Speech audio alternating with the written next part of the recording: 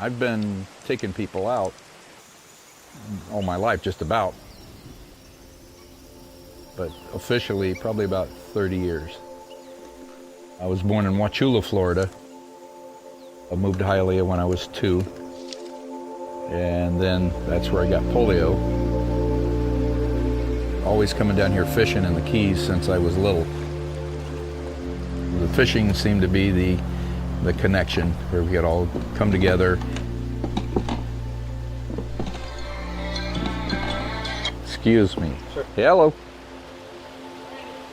Did you have someone in a disability, a wheelchair or something? Okay. 7 people, 1 wheelchair. Okay. Hi. I had to book a trip. All my trips are different disabilities. There's so many different things. I've got a lot of guys who haven't been out on the water since their accident. Okay, we got it. There you go. Are we on this side? Yeah. Okay. All right. It's painful trying to get on a boat, and the experience is not that great for a lot of them. You can roll the wheelchair right onto the boat, just get out on the water. I've been doing it for 30 years, and I still haven't gotten tired of it.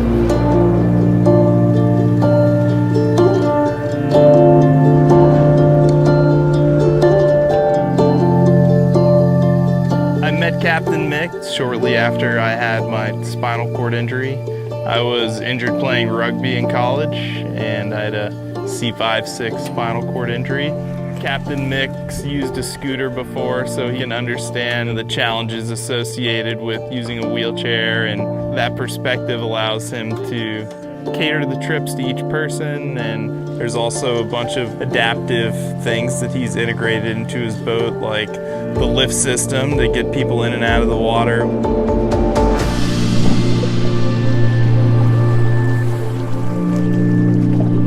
For a lot of them, it's the only time they're actually pain-free. It takes the pressure off the joints, and you can float, and you actually can relax for a little bit. I had one lady who was in her 80s, and she wanted to kayak, but she had bone cancer, and they had removed her hips. We got her to stay in. We got somebody to hold the kayak, hold it still. She stayed in the kayak. I'm watching an 80-year-old woman out there going, whee!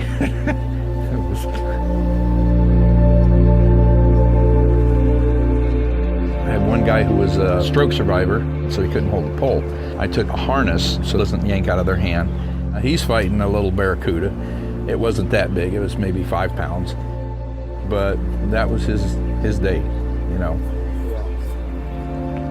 And just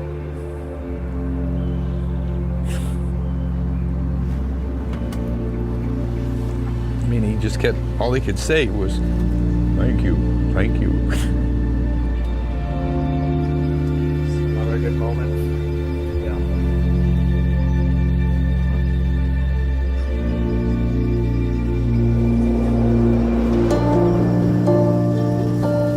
When you're out here, I don't know if it's the rule of the sea or the law of the sea or whatever they call it, but everybody's, in the spirit of community.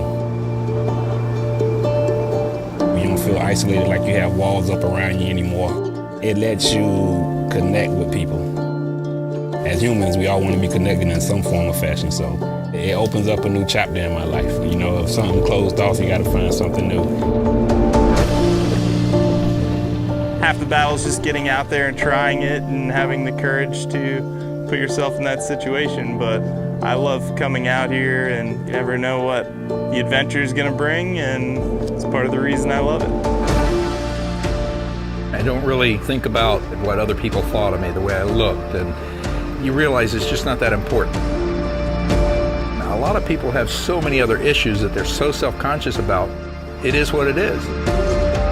You may be a little afraid, you may be apprehensive about a few things, but just go for whatever you want to try for it. Give it a try.